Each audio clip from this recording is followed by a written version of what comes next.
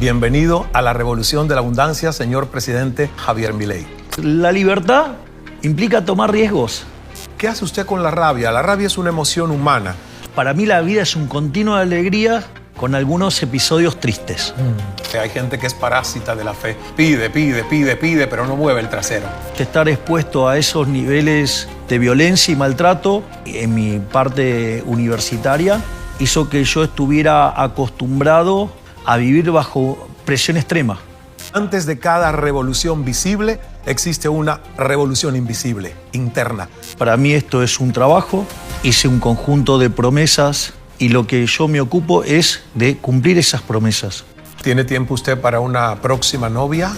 Cada vez que usted intenta un atajo, termina mal. Cristina Fernández de Kirchner. Vas a una elección, ganás con el 80% de los votos. Pero eso es injusto. Tienen la sensación de que los salarios no se han incrementado, pero los precios sí se han elevado. Estamos escribiendo la mejor página de la historia argentina. Messi es incomparable. Yo viví 28 años en Cuba escuchando a Fidel Castro hablar de que aquí todos somos iguales. ¿Ves? Menos él y su familia. Exactamente. Su familia. O termino en el 2027, o si los argentinos quieren, en el 2031. Pero después del 2031 acá a mí no me ven más. The Abundance Revolution, con Ismael Cala. La revolución de la abundancia comienza ahora.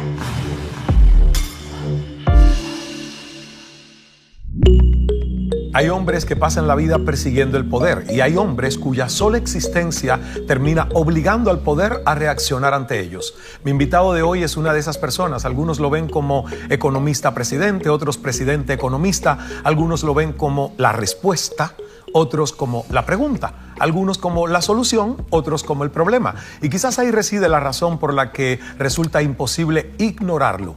Le dijeron que estaba loco, después lo convirtieron en noticia, después en fenómeno y finalmente en presidente. Porque la historia tiene una costumbre muy curiosa. Primero ridiculiza a los inconformes, después los combate y finalmente intenta entenderlos.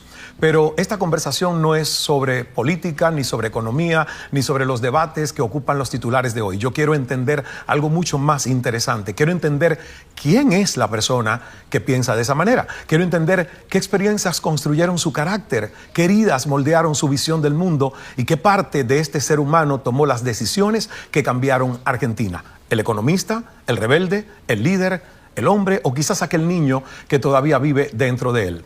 Porque antes de cada revolución visible existe una revolución invisible, interna. Y las decisiones que cambian la historia nunca nacen en los palacios. Yo creo que realmente nacen en lugares mucho más difíciles de ver. Y es precisamente ahí donde quiero entrar. Porque detrás de cada personaje histórico existe una historia que casi nadie conoce. Y quizás ahí se encuentra la respuesta a una de las preguntas más fascinantes de nuestro tiempo.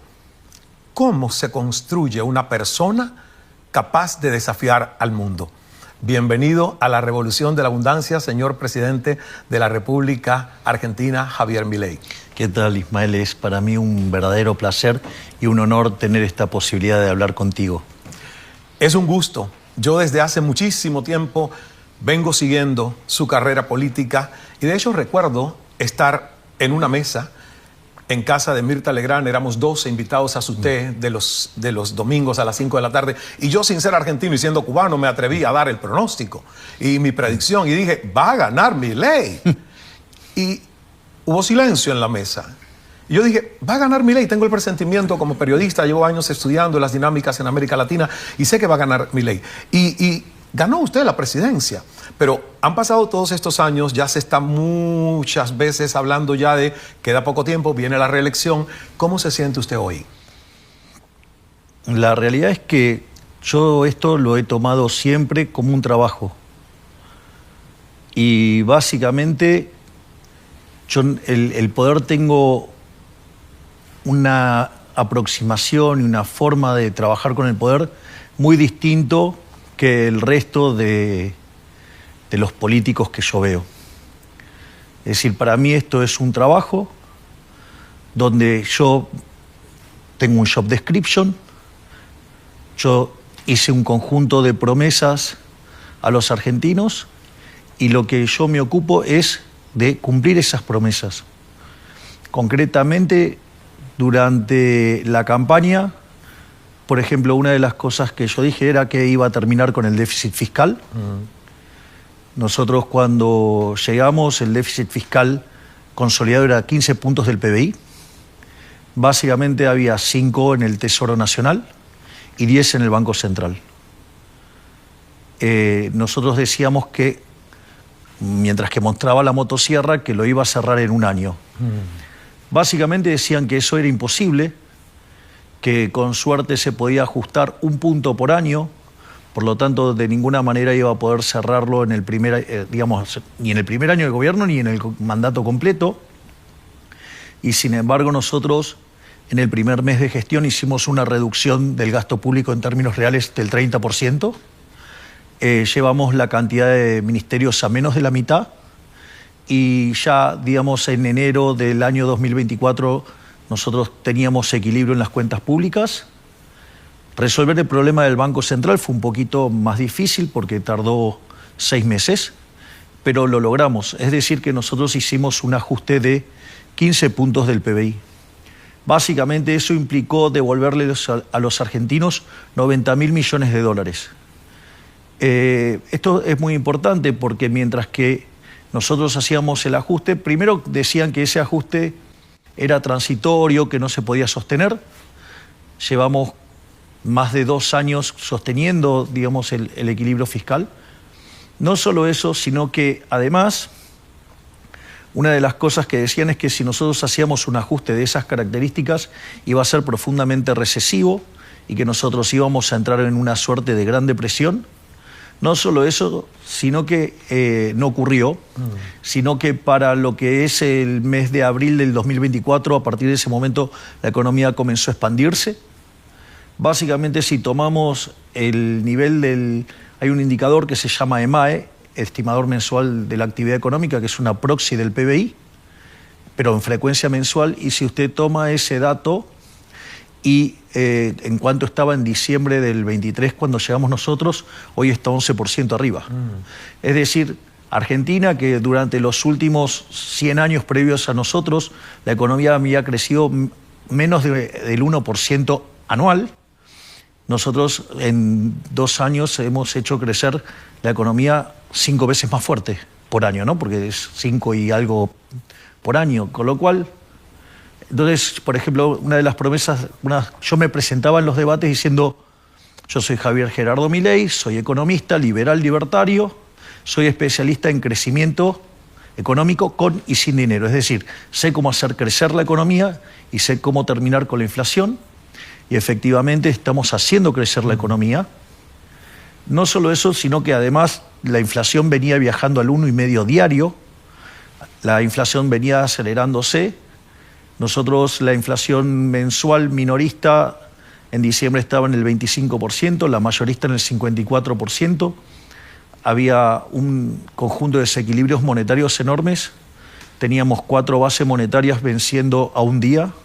Teníamos básicamente casi 10 puntos del PBI en deuda también venciendo a un día, es decir, o 10 bases monetarias. Entonces, cuando uno miraba la cuenta, básicamente la inflación podría haber trepado a niveles del 15.000%, y hoy, digamos, la inflación, si bien sigue siendo alta, viaja a niveles que oscilan entre el 25 y el 30% anual.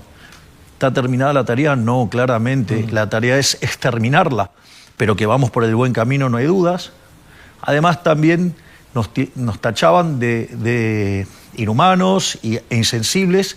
Sin embargo, nosotros, cuando se sinceraron las variables, la pobreza en la frecuencia mensual era 57% y hoy está en 28%.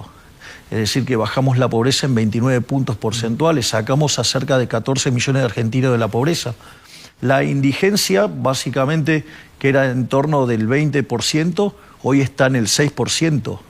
Y, digamos, los niños, el 70% de los chicos eran pobres en Argentina y hoy ese número cayó a 42%. Es decir, hay que hacer muchísimo, todavía falta muchísimo, pero lo que yo decía de la motosierra lo cumplí.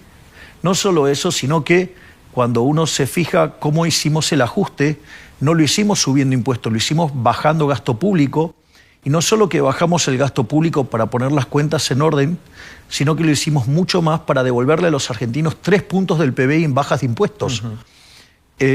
Con lo cual, no solo que hemos cumplido con el tema de la motosierra y del equilibrio fiscal en tiempos, digamos, que no lo alcanzó nadie en la historia de la humanidad, sino que además también hemos bajado la inflación. Algunos critican que no dolaricé, pero para dolarizar primero hay que sanear el Banco Central. Y una de las cosas que pasó es que al sanear el Banco Central, nosotros le dimos la opción a los argentinos, y los argentinos tienen la opción de usar cualquier moneda. Sin embargo, prefieren trabajar el peso, claro, porque al haber saneado las cuentas públicas, al haber saneado el Banco Central, la moneda argentina se fortaleció. Entonces vos no vas a comprar un activo que va a perder, vos te quedás en el activo que va a mejorar. Entonces eso hizo que la moneda se aprecie, se fortalezca, y por lo tanto los argentinos quieren tener pesos y no dólares. No solo eso, además también dije que el que las hace las paga. De hecho, esa parte de la campaña, digamos, yo la compartía con uno de mis rivales, que era la doctora Patricia Bullrich, y que tuvimos la suerte de que se uniera a nuestro espacio, tomó el rol de ministra de Seguridad, y quien era su vice, el doctor Luis Petri, asumió como ministro de Defensa. Y esto es muy interesante porque básicamente hoy los números de inseguridad de Argentina son los más bajos de la historia y son los más bajos de Latinoamérica. Por lo tanto, también cumplimos esa promesa. Y no solo eso, también me comprometí en una política internacional alineada con los valores de Occidente, y estar alineado con Occidente significa tener una alianza estratégica con Estados Unidos y con Israel. Y creo que nadie pone en consideración, digamos, o en cuestionamientos ese alineamiento. Y además impulsamos 15.000 reformas estructurales vía desregulaciones.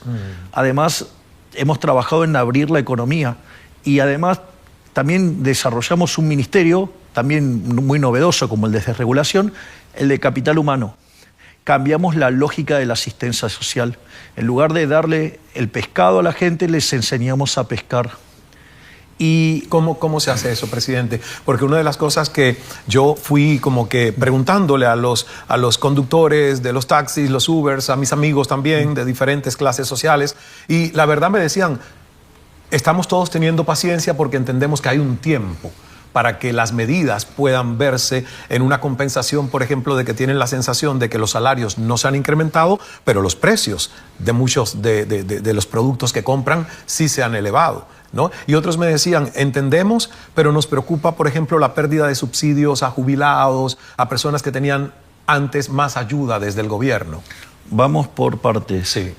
Primer punto, nosotros cambiamos la lógica de la política social. En Argentina la lógica de la política social era una lógica de asistencia. Era eternizar la esclavitud, digamos, pero claro, lo hacían para seguir sosteniendo votos. Nosotros como liberales queremos individuos libres.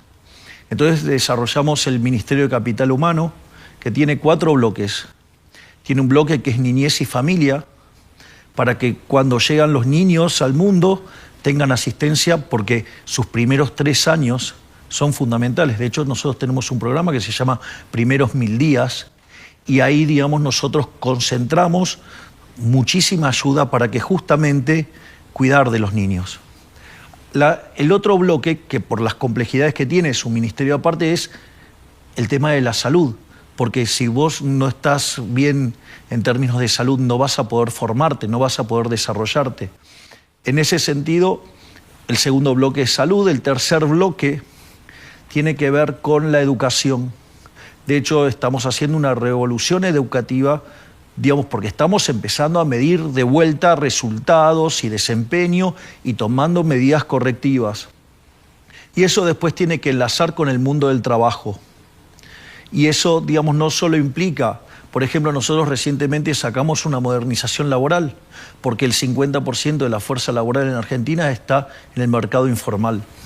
Entonces, básicamente, ese, digamos, pero es una parte, digamos, para insertar los que quedaron afuera, una parte para insertar, digamos, los que están entrando al sistema y otra para dar asistencia a los caídos. Entonces, por ejemplo, una de las cosas que nosotros hicimos es también aumentar la asignación universal por hijo. Hemos dado muchísima contención, pero al mismo tiempo sí hicimos algo que nadie se animó, que fue sacar a los intermediarios. Por ejemplo, a vos te daban dos planes sociales, pero uno se lo quedaba un gerente de la pobreza. Entonces, fíjate esto, nosotros sacamos a los intermediarios, eso generó unos problemas muy fuertes al inicio, y además duplicamos en términos reales, es decir, por encima de la inflación, ese monto. Con lo cual, la persona que lo recibe, digamos, de repente recibió 4 veces más. Es decir, digamos, de alguna manera es como que nosotros logramos sacar 14 millones de personas de la pobreza. Lo que tiene que ver con el salario, hay otra cosa que hay que tener en cuenta. Yo te hago una pregunta. Si vos tenés una empresa que hace pozos, digamos, ¿vos pagarías lo mismo por alguien que maneja una retroexcavadora o por alguien que que lo hace con una pala? Está claro que el primero tiene mucha más productividad y puede ganar muchísimo más, y el que lo hace con una pala o con una cuchara va a ganar mucho menos. Eso es como evidente. ¿Qué es lo que pasa? Durante todo el periodo kirchnerista se fomentó el consumo, se castigó el ahorro y se castigó la inversión porque se vulneraron derechos de propiedad. Con lo cual, ya no solo que no comprabas una máquina nueva para el trabajador nuevo que tenías, sino que además la máquina que tenías no la cuidabas y se te iba empeorando. ¿Qué crees que va a pasar el día que se rompe la máquina y no tenés más máquina? Es decir, tu productividad se destrozó, se comieron el capital. Si hay algo que caracteriza al populismo es que se come el capital. Es como que vos tenías la heladera llena y todos los días ibas y sacabas y no reponías. Bueno, digo, un día no hay más. Entonces, eso, digamos, fue también un golpe de sinceridad que tuvo que hacer la sociedad.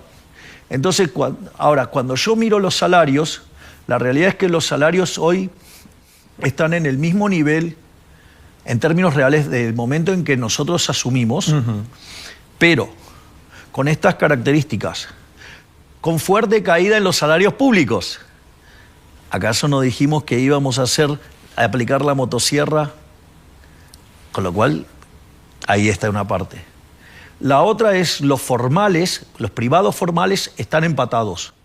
Ahora, quedarse ahí es profundamente injusto porque la realidad es que el 50% de la fuerza laboral está en el sector informal y esos están muy fuertemente por encima del nivel al que llegamos, porque además tienen otras características de contratación. Entonces, de hecho, la modernización laboral que impulsamos, ley que no la pudo sacar ningún gobierno democrático, salvo nosotros, entonces eso también es otra parte de la historia. Y además, cuando dicen del desempleo, digamos, que usted compara el de este último dato con el mismo periodo del año pasado y está en realidad una décima abajo. Con lo cual tampoco aumentó el desempleo. Es decir, estamos frente a un caso verdaderamente profundamente exitoso que muestra que las ideas funcionan y además no es lógico pretender que en 2 años logre cambiar 100 años de decadencia. Y entonces me parece que esa es una de las cuestiones que uno tiene que tener bien en claro. Pero fíjese, nosotros al llegar a la elección de medio término, nosotros teníamos metas muy ambiciosas, por eso me decían loco, que eran imposibles de alcanzar, y nosotros nos hemos caracterizado y empeñado en hacer posible lo que decían que era imposible. Y no solo eso, las cumplimos todas cuando llegamos a la elección de medio término. Y en la elección de medio término también hicimos promesas de campaña para lo que tendría que ser la segunda parte del mandato y nos comprometimos en déficit cero. Está votado el déficit cero. Nos comprometimos en inocencia fiscal. Esto es un tema no menor. En Argentina, una persona frente al fisco era culpable hasta que demostrara lo contrario. Hoy los argentinos frente al fisco son todos inocentes, salvo que el fisco demuestre que es culpable. Un cambio total de paradigma. Absolutamente. No solo eso. Además, votamos el acuerdo Unión Europea-Mercosur, que llevaba 25 años. Bajamos la edad de imputabilidad, que llevaba cerca de 40 años sin que se lograra. Además, modificamos la ley de glaciares, que habilita que Argentina tenga millones de inversiones. De hecho, nosotros en el RIGI tenemos inversiones, digamos, por ir entrando, por el equivalente de 150.000 millones de dólares. Entonces, ahora estamos avanzando también en el Super RIGI.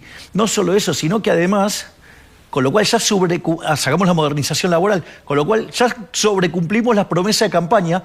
Y te cuento, además, en este momento tenemos 19 proyectos en lo que es en el Congreso, ya sea que estén, por ejemplo, en este momento la Cámara de Diputados está avanzando en el Super RIGI, que es para inversiones mayores a 1.000 millones de dólares de sectores que no existen en Argentina, y se está avanzando también con el cierre definitivo del problema de los holdouts, del default que Argentina tuvo en el año 2021.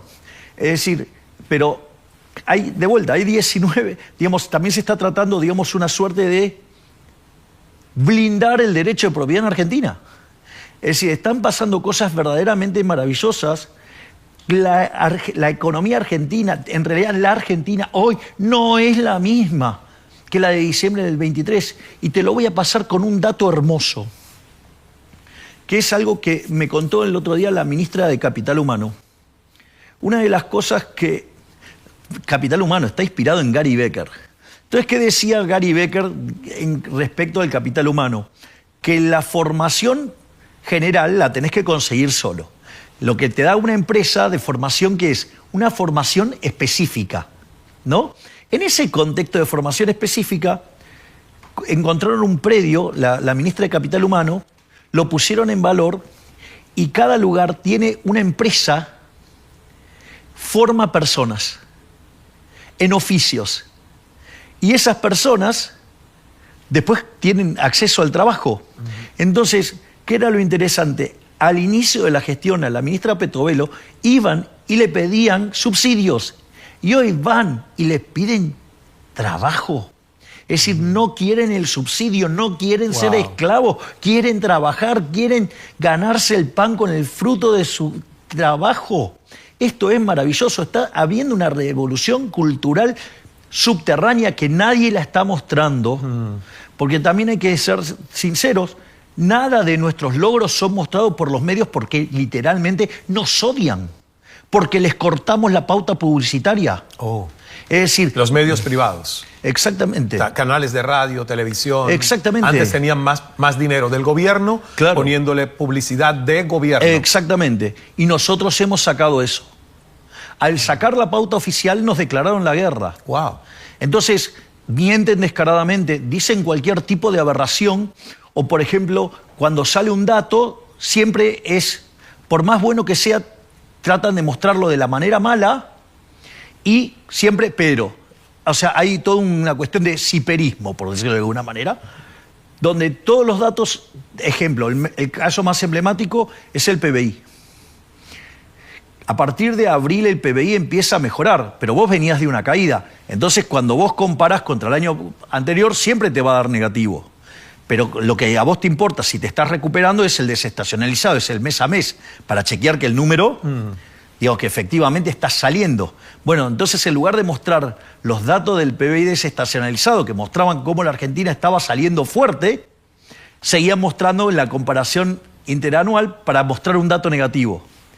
Una vez que empatemos y que empieza a aparecer un dato interanual positivo, pero como es un dato anual, va a ser más grande que el desestacionalizado, que es un dato mensual. Entonces, ¿qué hacían? Empezaron a mostrar el desestacionalizado. Es decir, hay una continua intención de mostrar los datos de la peor manera. Ejemplo, teníamos 70% de chicos pobres. Hoy son 42%. El dato es UNICEF, no somos nosotros, ni siquiera somos nosotros. Ahora la pregunta es, Esto lo hace un economista de nuestro equipo. Dice, bueno, ¿qué pasa si hubiera pasado de 42 a 70? Digo, es una catástrofe, digamos, estaríamos todos hablando de eso. Bueno, pero pasamos de 70 a 42 y nadie habla de eso. ¿Qué es lo que te dicen los medios? En Argentina, digamos, 42% de los chicos son pobres. En lugar de decirte que de 70 lo llevaste a 42, digo, hasta la buena noticia te la venden como una catástrofe. De vuelta, nosotros no decimos que esto esté terminado. Lo que decimos es, pero ¿la inflación está bajando? Sí. ¿El PBI está creciendo? Sí. Digamos, ¿la pobreza está bajando? Sí. ¿La indigencia está bajando? Sí. ¿La cantidad de chicos pobres está bajando? Sí. Pero claro, como no los sobornamos, no les ponemos plata, no aceptamos ser extorsionados por estos ladrones con micrófono, entonces viven hablando pestes y viven inventando cosas aberrantes. Entonces, eso, digamos, básicamente, de vuelta, pero para mí esto es un trabajo. Yo, job description, todo lo que prometí, lo cumplí. Pero es un trabajo con mucha carga y fuerza y hacia todo un país y más allá. ¿Qué hace usted con la rabia? La rabia es una emoción humana. Y como humanos da rabia, por ejemplo, que uno esté trabajando en función de algo, haya logros, los logros no se muestren tal cual son. ¿Qué hace usted cuando siente rabia, impotencia? ¿Cómo la libera? ¿Cómo? Trabajando más. Yo trabajo 16 horas por día. ¿Y cuántas duerme? Bueno, el resto que queda entre lo que como y ¿Duerme de corrido, hace siesta y...? No, duermo de corrido.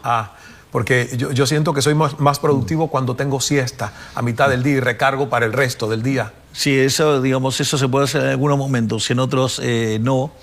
Pero, pero cuando necesito hacer eso, lo hago al mediodía cuando todos están comiendo.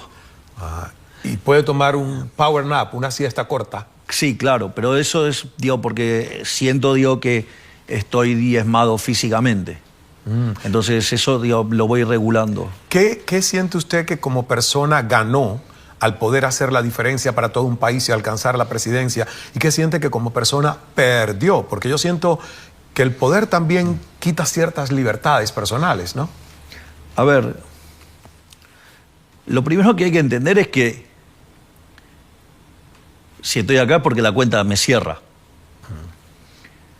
Nosotros todo lo que hacemos lo hacemos con conciencia histórica. Y nosotros sabemos que estamos escribiendo la mejor página de la historia argentina. Nosotros sabemos que en 2 años hicimos más que en 100 años el resto de los gobiernos. Por lo tanto, nosotros lo hacemos con una vocación por el bronce. Entonces, con lo cual, solamente lo que hacemos es mostrarlo para que la gente no sea engañada. Y de hecho no fueron engañadas, porque en las últimas elecciones ganamos con el 41% de los votos y el kirchnerismo salió segundo con 24, o sea que le sacamos 17 puntos. Si eso fuera en una elección presidencial, estaríamos ganando, en primera vuelta.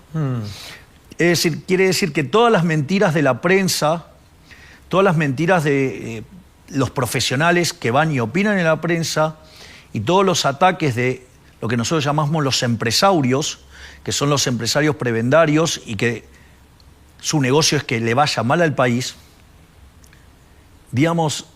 a pesar de todo lo que hicieron durante casi 6 meses el año pasado, la gente se dio cuenta de la naturaleza del cambio y siguió eligiendo el camino del cambio y abrazar las ideas de la libertad. Entonces, básicamente, la respuesta siempre es trabajar y seguir haciendo lo que los libros muestran que está bien. Entonces, usted hace lo que está bien, inexorablemente las cosas van a ir bien. Es decir, usted no puede apostar al error tipo 2, que es hacer todo mal y pretender que le vaya bien. Bueno, usted puede hacer todo bien y a veces le puede salir mal. Pero, sin embargo, fíjese esto, resistimos un ataque especulativo por el equivalente del 50% de M2. Argentina por mucho menos hubiera volado por los aires cientos de veces en otro momento de la historia. Fíjese lo que fue el shock petrolero, a partir del cierre del estrecho de Hormuz. Sin embargo, Argentina, reconocido aún por el Fondo Monetario Internacional, fue el país del G20 que mejor estaba posicionado, porque éramos el único con equilibrio fiscal y además éramos exportadores netos de energía. Entonces, quiere decir que los logros pueden tardar un poco más, un poco menos, pero si usted hace las cosas bien, inexorablemente le va a ir bien. Y nosotros, nuestro compromiso es no solo mostrarle a los argentinos, sino también al mundo, que las ideas de la libertad funcionan y que si, digamos, tengo resistencia en Argentina, es entendible, porque nadie es profeta en su tierra. Es decir, es entendible. O lo voy a poner en este caso, que a mí me sirve mucho. Digo, sin duda, una de las 3 grandes personalidades de la historia de la humanidad es Moisés, ¿no? Digamos, Moisés, junto a su hermano Aarón, enfrentaron al faraón, que es como hoy enfrentar a la suma de Estados Unidos, China y Rusia juntos, ¿no? Vendría a ser algo así en el equivalente. Sin embargo, el pueblo hebreo vio caer 10 plagas sobre Egipto a punto tal que le permitió la salida. Lo primero que hay que entender es que no todo el pueblo hebreo salió. Salieron 1 de cada 5. Es decir, la libertad implica tomar riesgos.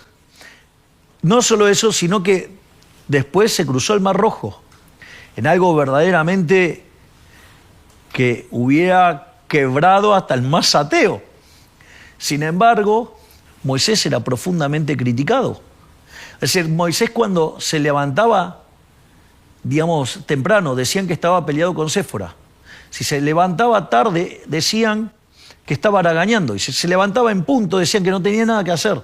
Entonces, si lo criticaban a Moisés, a mí me pueden decir de todo. O sea, entonces, digo, esas cosas son elementos que uno tiene que entender.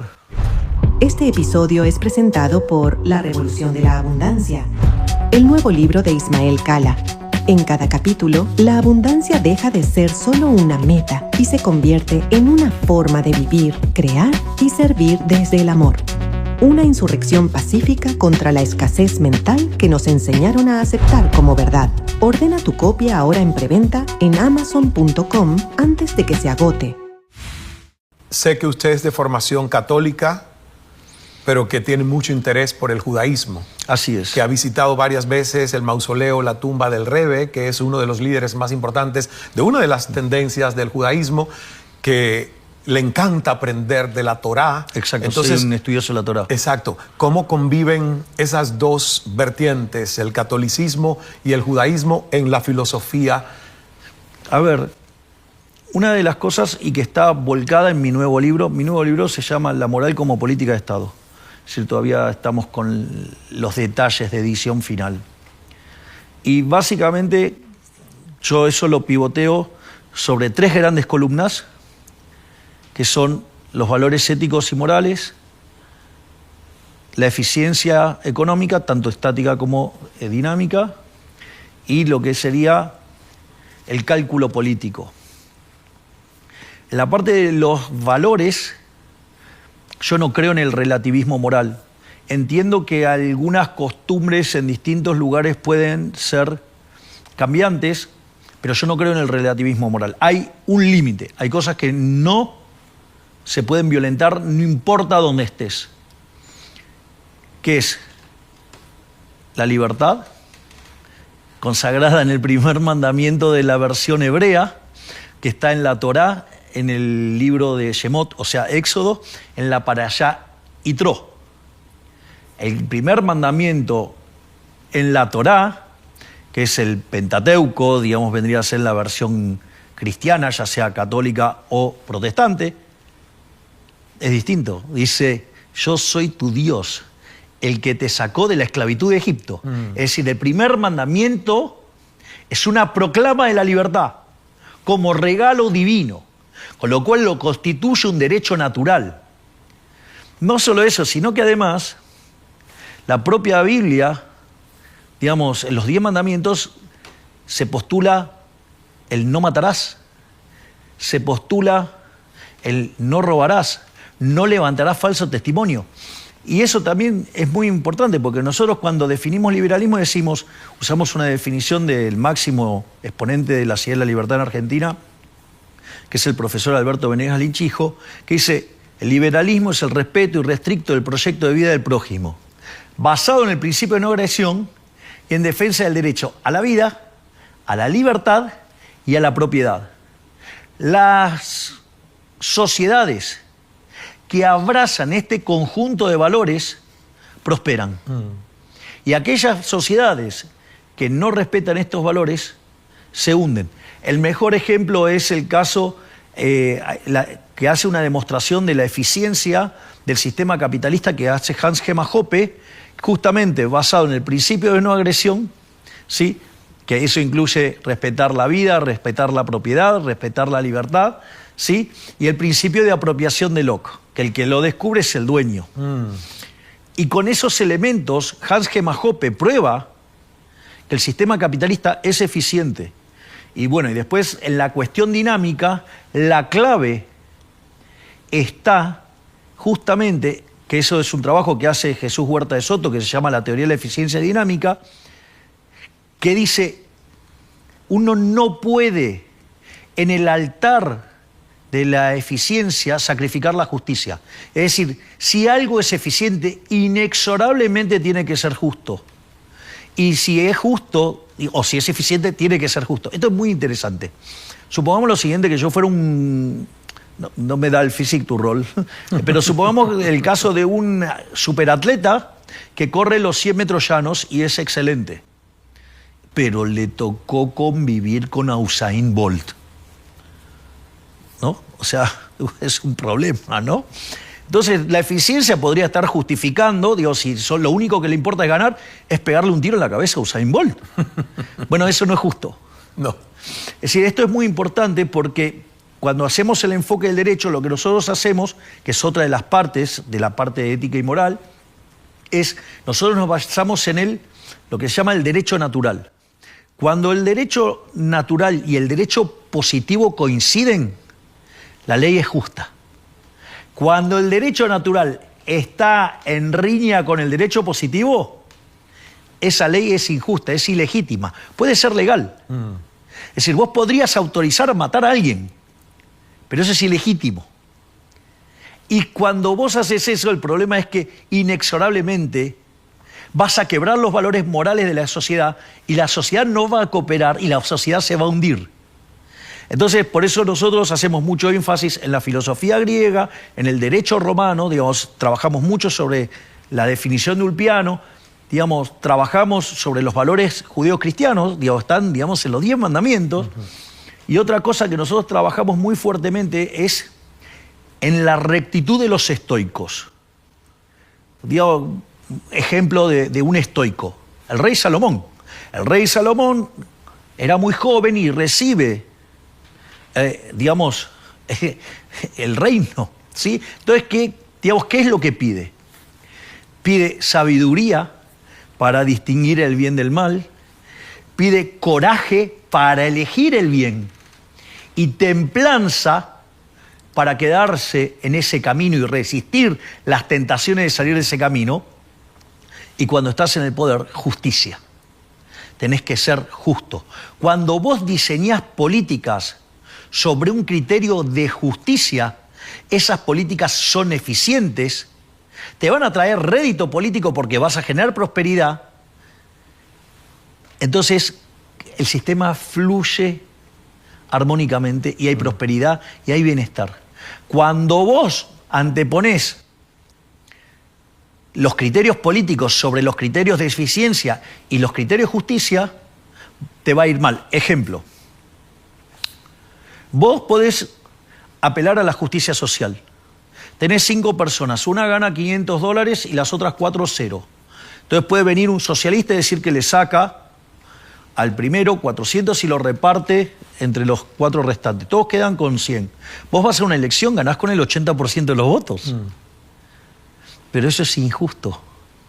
Y esa injusticia, que al principio se va a sentir como una mejora de bienestar, el problema es que entonces aquel que tenga que invertir no va a invertir. Entonces, si no invierte, no hay acumulación de capital. Si no hay acumulación de capital, no hay aumento de la productividad, no hay progreso. Inexorablemente te vas a hundir. Pero el tema de la justicia ha sido muy manipulado por experimentos como el comunismo o el socialismo. Yo viví 28 años en Cuba escuchando a Fidel Castro hablar de justicia, hablar del imperialismo, hablar de que aquí todos somos iguales. ¿Ves? Menos él y su familia. Exactamente. Y su familia. Marxismo, leninismo, materialismo dialéctico y comunismo científico. 3 asignaturas que me dieron toda la vida hasta el derribo del muro de Berlín y la perestroika. Y ahí se me cayó la venda de los ojos y dije, ¿en qué he estado creyendo? Porque yo creí en el comunismo. Yo fui un joven comunista hasta que me di cuenta, yendo al Palacio de la Revolución, teniendo 21 años, que mi madre no tenía comida para darme en la casa, pero a Fidel Castro y al gabinete no le faltaban whiskies, helados, arroces. Es como todo. esa foto que se divulga, que, digamos, muestra a un cubano que no es parte del régimen, padeciendo hambre, y le sacan la foto de perfil a los líderes cubanos y todos tienen tremendas panzas. ¿Qué es el comunismo? Es la máxima expresión de arrogancia del hombre. Es un experimento de laboratorio que solamente puede sostenerse y sobrevivir en ese laboratorio. Porque de hecho, cuando se lo llevó al extremo, fue un fracaso en lo económico, en lo social, en lo cultural, y además asesinaron a 150 millones de seres humanos. No tengo nada que discutir con eso. Ya perdieron. Pero además, las consignas son en contra de los valores judeocristianos. Está sostenido sobre la envidia, el odio, el resentimiento. Hay una frase hermosa de Thomas Sowell, se pregunta, ¿desde cuándo la envidia dejó de ser un pecado capital para convertirse en una virtud? Porque está haciendo referencia a la justicia social. ¿Y qué es la justicia social? Es envidia más retórica. Correcto. Y yo fui altamente envidioso porque fue la consecuencia de todos esos años de una disparidad entre el guión que me daban y la realidad que yo vivía. Fui altamente envidioso, me tomó purgar la envidia y el resentimiento social. Yo digo que el socialismo y el comunismo para mí es una mierda disfrazada de porquería. Y la verdad me encanta, adhiero a cada letra. Muy bien, muy bien. Y ya no discuto con comunistas viviendo en países capitalistas. No, porque es muy fácil ser comunista en un país capitalista. Correcto. Lo difícil es ser capitalista o liberal, libertario en un país comunista. Sí.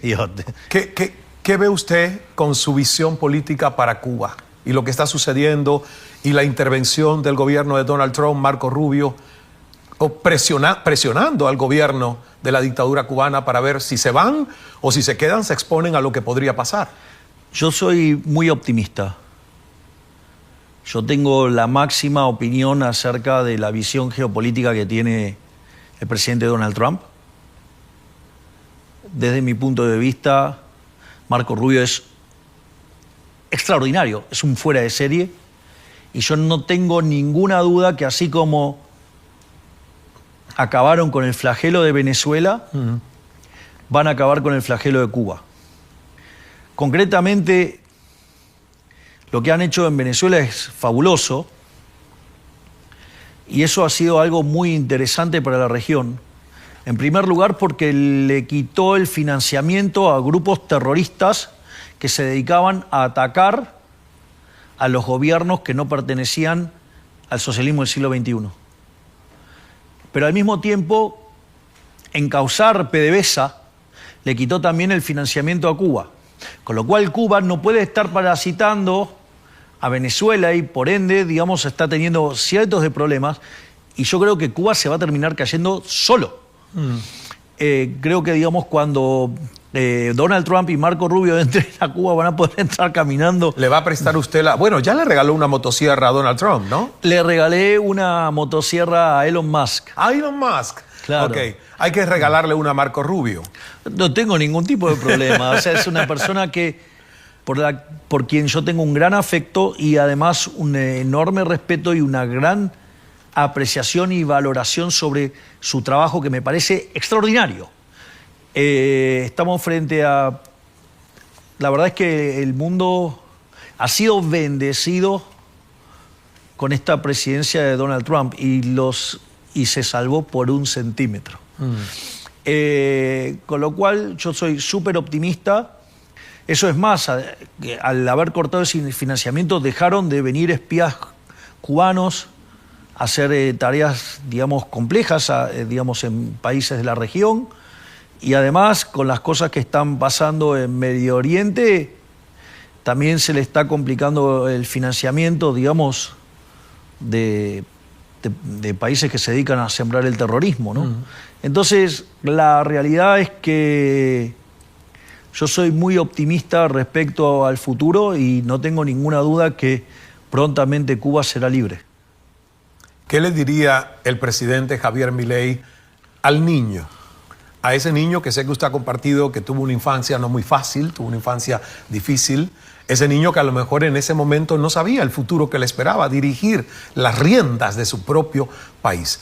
Cuando usted piensa en ese niño, y a lo mejor en todo lo que a nosotros nos pasó en la infancia, porque todos tenemos nuestra cuota de traumas tempranos, ¿verdad? Y situaciones. ¿Qué le dice a ese niño? Ojalá en ese momento hubiera tenido la formación en judaísmo que tengo ahora. Porque frente a esa situación de mucha adversidad, de mucha violencia, de mucho maltrato, de hacerme todo infinitamente más complicado, primero, agradecer a Dios que pude superarlo y construir sobre eso. Lo otro que hay que entender es que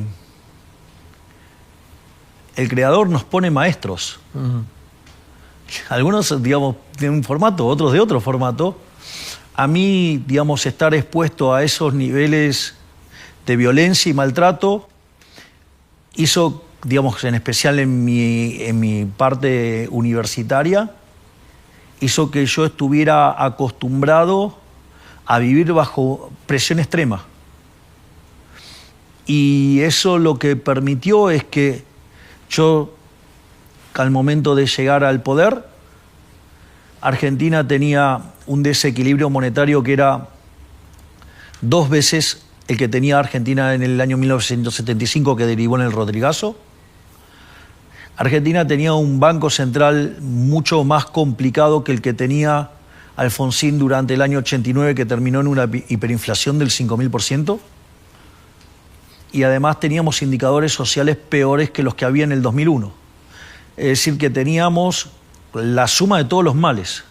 Estábamos frente a la crisis más grande de la historia argentina. Y la realidad es que todo eso que me pasó, casi que diría, no se lo recomiendo a nadie, no lo recomiendo como metodología. No recomiendo a Joseph pegándole cintazos a Michael, ¿ok? Pero lo bueno es que lo pude entender como un maestro, lo pude procesar y lo puse al servicio de los argentinos para evitar la crisis más grande de la historia. Porque hubiera sido una hiperinflación yéndonos a 15.000% de inflación, una caída del PBI que hubiera sido en torno al 15 o 20%, pobres en torno al 90%, hubiera sido una catástrofe.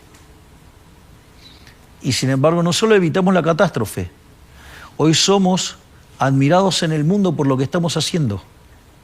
Entonces, el llamado efecto Milei en la región. Bueno, eso... ¿Qué siente usted cuando le dicen Javier Milei ganó la presidencia de Argentina y a partir de ahí en la región se ha visto un efecto dominó de países yendo en esa misma tendencia de elección de los electores? Me siento muy honrado, pero en realidad el efecto lo están logrando los individuos.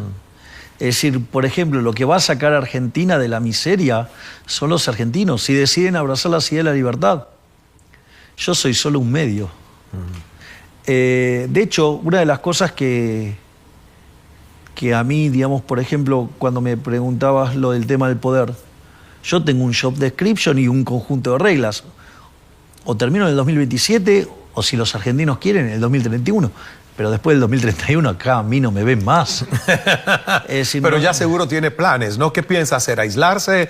¿Irse a un campo dentro de Argentina? ¿Irse a otro país? No, ¿Qué haría? no, básicamente, no, yo ya lo tengo definido. Básicamente me voy a ir a un campo, digamos, y en ese campo básicamente voy a mudarme con mis hijitos de 4 patas, con Conan, Murray, Milton, Robert y Lucas Jr.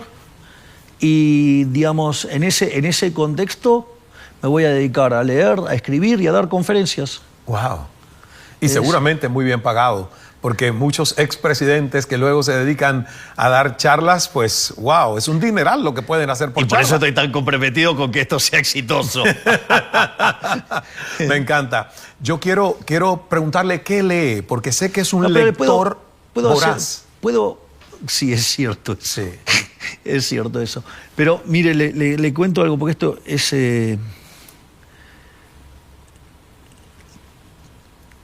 uno puede, digamos, en esto se aprende muchísimo, pero aquella silla, que obviamente tiene la camiseta de Messi, como corresponde, Wow. La camiseta de Messi está en la silla presidencial. Hoy es el cumpleaños de Messi. sí, le mandé mis felicidades por Wow. redes. Felicidades, Messi. Digo, el mejor jugador de fútbol de toda la historia. Si Messi se presentara a la reelección contra usted para ser presidente de Argentina, ¿por quién votaría usted? ¿Por Messi o por Milei? Messi es incomparable. Digamos, o sea... Digamos, espero que no suceda. Creo que no tiene intenciones. No, pero mejor. Popularidad, mejor. Pero no, eso no tengo ninguna Popularidad duda. le sobra. Además No, es eso- interesante que el fútbol une al país, la política la divide, pero Sí. el fútbol une al país, ¿no? Sí, y lo que quería contar es la sensación y mi experiencia en la silla eléctrica, porque eso es una silla eléctrica. La silla eléctrica. Sí. Es que yo no le voy a poder dar consejos a otro presidente. Porque es absolutamente idiosincrática. Es decir, no solo, digamos, a lo de otros países, tampoco digamos, a quien le toque sucederme, porque cada uno va enfrentando un conjunto distinto de restricciones. Entonces, uno cuando termina esta tarea, lo mejor que puede hacer es retirarse, guardar silencio, digo, escribir, leer, dar conferencias, y ahora vamos a lo que quiera preguntarme, la lectura. Claro, la lectura. ¿Qué está leyendo en este momento? En este momento, básicamente, mi amigo Alejandro Fantino me mandó un montón de libros para que empiece a estudiar filosofía por mi propia cuenta. Oh. Así que ahora estoy empezando a incursionar en la filosofía. Como no tengo tiempo como para ir a hacer una carrera, entonces estoy empezando, digamos, solo. Las tensiones, yo puedo imaginar las tensiones de la vida de un presidente tomando decisiones en reuniones ejecutivas, visitas de Estado, o sea, una tensión horrible, como cualquier ser humano. Y los seres humanos buscamos cómo aliviar nuestra tensión emocional. Algunas personas lo hacen con la lectura, otros con la jardinería, otros con la música, otros tomándose una copita de vino o de gin tonic, otros con el sexo. ¿Con qué se alivia usted las tensiones? La lectura es fenomenal. La lectura y la música. De hecho, tengo una banda que se llama La Banda Presidencial. Y cuando hice la presentación de mi anterior libro, que se llama La Construcción de un Milagro, toqué con mi banda. Y la verdad que ha sido una experiencia muy, muy linda. Y después no solo tuve esa experiencia, sino que después fui al Festival de Jesús María, y un coloso como el chaqueño Palavecino me invitó a cantar con él, y yo dije que no, pero me dije, dale, acompáñame en el escenario. Entonces yo lo acompañé, y cuando me dio el micrófono, el instinto, lo agarré y me puse a cantar con él. Y después, en el verano, después canté con ese ser maravilloso, deslumbrante, talentoso, excelente, fascinante, que es Fátima Flores. Hicimos juntos una de las canciones que había hecho en el recital. Saludos a Fátima, mi amiga. Compartimos en Starlight el año pasado y nos la pasamos impresionante, increíble. Sí, es un ser humano. A ver, yo tengo mucha admiración y un gran afecto por ella, porque ella, digo, es una persona hiper talentosa. Es una persona muy trabajadora, o sea, no es solamente que tiene el talento, sino que es como esa frase de uno de los genios de la música que decía: el genio es 1% de inspiración y 99% de transpiración. Y digamos, además es una gran persona y digamos entonces yo digo, la verdad que siento una gran admiración por ella y entonces evidentemente no podía, además es una gran persona. Entonces yo eso se lo valoro y yo tengo te diría que la tengo en la máxima de mis estimas. ¿Tiene tiempo usted para una próxima novia? Por el momento no me he enterado tener de ese tiempo. Porque me imagino que está muy ocupado. Y si hay una reelección, que todo el mundo dice que si usted obviamente puede lograr, como lo ha hecho en medio término, que el país, la mayoría del país apueste a que merece una segunda oportunidad, pues más ocupado va a estar para poder a largo plazo poder tener resultados en todas esas políticas que llevan tiempo. Lo que sucede es que creo que nosotros hemos creado sociedades que en Instagram, en redes sociales, buscan gratificación instantánea, no gratificación diferida, ¿no? Pero el problema del crecimiento es que es un proceso a largo plazo. Sí. Y que los atajos no son buenos consejeros. Cada vez que usted intenta un atajo, termina mal. Yo quiero decirles unos cuantos nombres de personajes y que usted me diga, en pocas palabras, ¿qué siente cuando yo mencione ese nombre? Jesucristo. Una de las grandes personalidades de la historia de la humanidad. Es decir, sin lugar a dudas, está entre las 3 personalidades más grandes de la historia. O sea, lo que pasa es que sería muy arrogante querer describir al Hijo de Dios. Claro. Digo, por ejemplo, en el judaísmo usted no usa la palabra estrictamente porque no hay concepto humano que pueda describir al Creador. Así es que estamos frente a un ser que generó un cambio enorme. Me conformo con eso. Donald Trump. La verdad es que un héroe, yo le diría, es admirable. Lo que está haciendo, reconfigurando el mundo, es impresionante. No lo comprenden todavía, pero lo que está haciendo él junto a Marco Rubio y su equipo... ¿Es un mentor para usted, Donald Trump? Es una fuente de inspiración en lo que tiene que ver con la determinación de ir y cambiar las cosas que están mal. Barack Obama. Prefiero no opinar. Elon Musk. No, joda.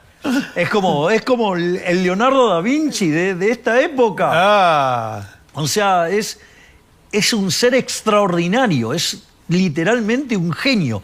No hay, digamos, tengo una admiración profunda, soy como muy cholulo de Elon Musk es neurodivergente.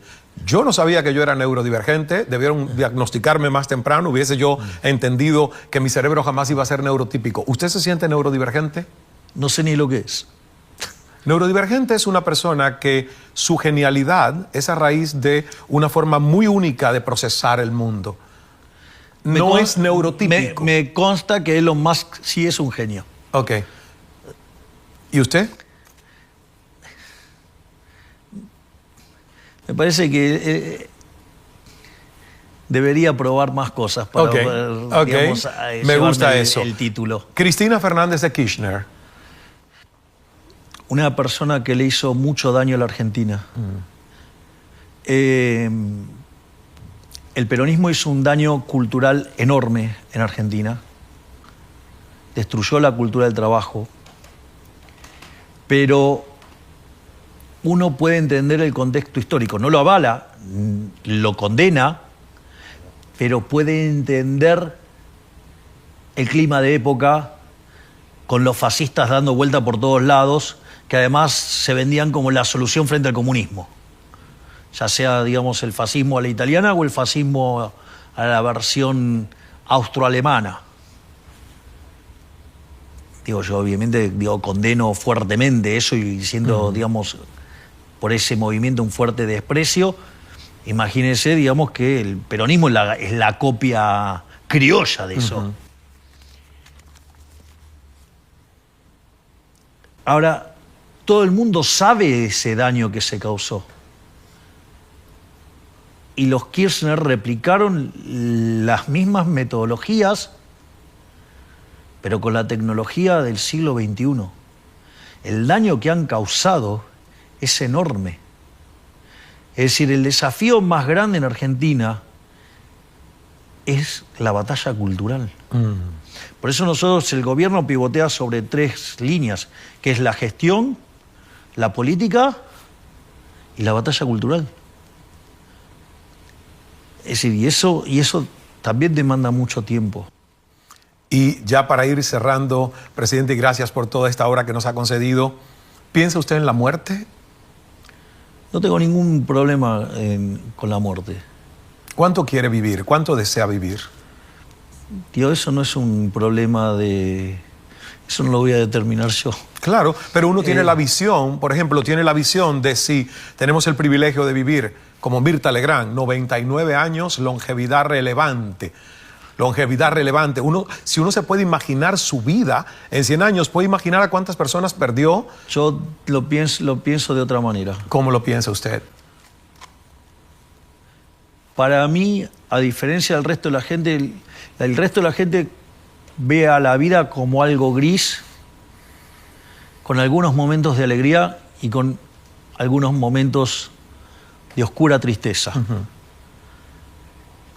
En mi caso, de hecho yo, digamos, en todas mis computadoras tengo un protector de pantalla que dice ANTF, alegría no ten fin, o sea, la alegría no tiene fin.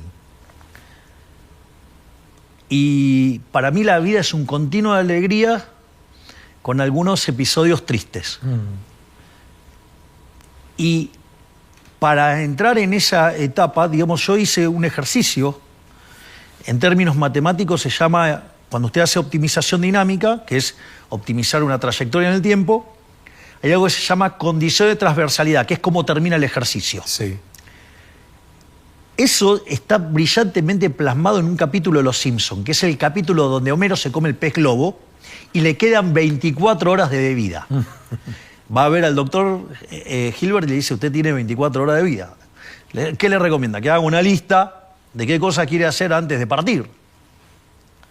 Básicamente, digamos, yo descubrí, digamos, qué son las cosas que a mí me gustan. A mí me gusta estar con mis hijitos de 4 patas, Conan, Murray, Milton, Robert, Lucas Jr. Digo, a mí me gusta la economía, leer economía, dar la batalla por la ciudad de la libertad, digamos, compartir tiempo con mi hermana. Digo, si en algún momento me tocara, digamos, una relación de pareja, estar con esa persona que sea mi pareja. No soy nada complejo, o sea, eso es lo que me hace feliz. Entonces, yo ya sé cuáles son las cosas que me hacen feliz. Yo no me siento ni sofisticado, ni nada por el estilo. Entonces, yo trato de tener esos momentos sujeto a las restricciones de tiempo y de trabajo que voy teniendo. Es decir, porque ¿podría aplicar todo mi tiempo a eso? No, porque, bueno, digo, sería un caos que me desocupara de mi trabajo. Claro. Entonces uno tiene que ir haciendo ese equilibrio. Pero cuando uno entiende que utiliza todas esas cosas para conseguir eso que le hace bien, se vive de otra manera. Entonces, usted incorpora las restricciones y vive plenamente todos los días. Y por último, presidente, yo sé que yo particularmente siento que parte de su éxito, además de su arrojo, su irreverencia, su filosofía distinta, su propuesta de cambio, que eso lo trajo a la presidencia. Yo creo que el look influyó. El look. Le llamaban el peluca. Usted ha dicho que obviamente no es una peluca. Hay gente que lo ve... yo sé que no es una peluca. Hay gente que lo ve como despeinado, pero yo apuesto que eso es un peinado que toma tiempo hacerlo. ¿Se peina usted? ¿Lo peinan? ¿Cuánto hairspray gasta por cada peinado que hace? No. A ver, le cuento cómo es. Tiene mucho de orden espontáneo, salvo que esté muy caótico. ¿Y cómo es eso? Y, por ejemplo, usted cuando hoy llegó, estaba bastante caótico. Entonces no me quedó otra que recurrir al peine para tratar de que no luzca tan mal. Es decir, en otros momentos ni siquiera me importaba, digamos, ahora es como que trato, digamos, de mantener un poco más las formas acorde al Yo no podría ya, yo creo que verle tengo. con el pelo lacio, estirado. Creo que perdería parte del encanto de... Bueno, parte del encanto se lo está llevando el tiempo. Ah, sí, porque se está llevando el pelo. Y sí, tengo la kipá de carne. Pero bueno, todavía... ¿Se pondría pelo en Turquía? No lo sé. Lo que digo es que por ahora, digamos, lo podemos acomodar y se lleva bastante bien todavía. Muchas gracias, presidente. ¿Qué le diría usted a personas, incluso fuera de Argentina, que han visto esta conversación? ¿Cuál le diría usted que podría ser la regla de oro o 3 características a las que una persona puede, digamos, adherirse en la vida como principios de vida para que le vaya bien? A ver, yo lo que diría es tomar conciencia que nada es imposible. Nuestro testimonio es que hemos hecho posible lo que todos decían que era imposible. Es decir, uno no debe limitar sus sueños porque el primer paso para lograrlo es soñarlo. Correcto. Entonces, hay que liberar los sueños y trabajar por sus sueños y tarde o temprano lo va a lograr. Y el sueño de muchos de los que estamos en este equipo de gobierno es hacer grande la Argentina nuevamente. Y lo estamos logrando, pese a que parecía que estábamos condenados al oscuro fracaso. Entonces, ahora, si, digamos, ahora usted lo que tiene que hacer es trabajar por eso. No es que, digamos, no, pide y viene. No, parásitos de la fe. Hay gente que es parásita de la fe. Pide, pero no mueve el trasero. O sea, si usted, digamos, quiere ganar los 100 metros llanos, digamos, el creador no le va a dar la medalla, le va a dar las zapatillas. Dios, de vuelta, hay que... Pero también la fe es un elemento muy importante, porque le da una buena perspectiva de cómo son las cosas, en especial cuando le sale mal.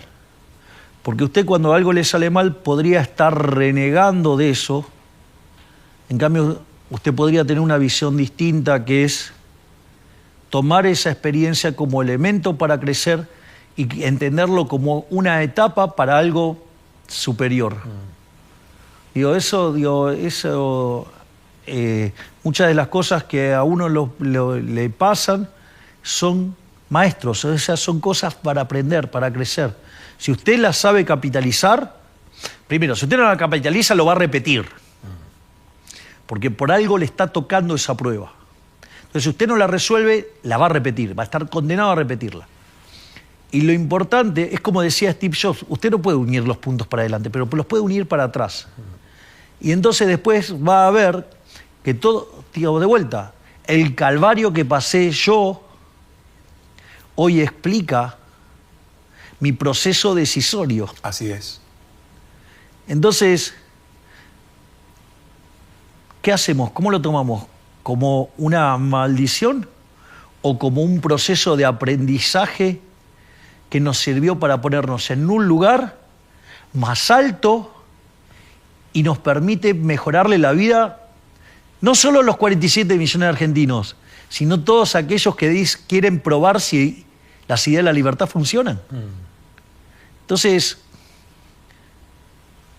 eso es algo que ayuda mucho. Es decir, cuando uno está en ese momento de prueba, en ese momento difícil, uno tiene que estar pensando en qué es lo que tiene que aprender.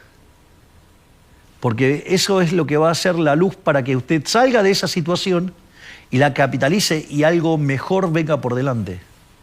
Muchísimas gracias, presidente. Ha sido un placer, un honor Gracias, poder conversar con usted. El honor es mío. Gracias. Gracias. Y al final la historia nunca recuerda únicamente a los presidentes, recuerda a los seres humanos que fueron capaces de alterar el curso de una época. Hoy no conversamos solamente con el presidente de Argentina, Javier Milei. Yo creo que conversamos con el niño, con el economista, con el rebelde, con el peluca, con el león y con el hombre que un día decidió desafiar lo que parecía imposible. El tiempo dirá qué lugar ocupará su obra en la historia de Argentina, pero algo es seguro: las personas pasan, los cargos pasan, incluso el poder pasa. Lo único que permanece es la huella de una vida que deja un legado en conciencia, en la conciencia de una nación. Gracias, presidente Javier Milei, y gracias a ustedes por acompañarnos en esta edición histórica, épica de la Revolución de la Abundancia. Hasta el próximo episodio.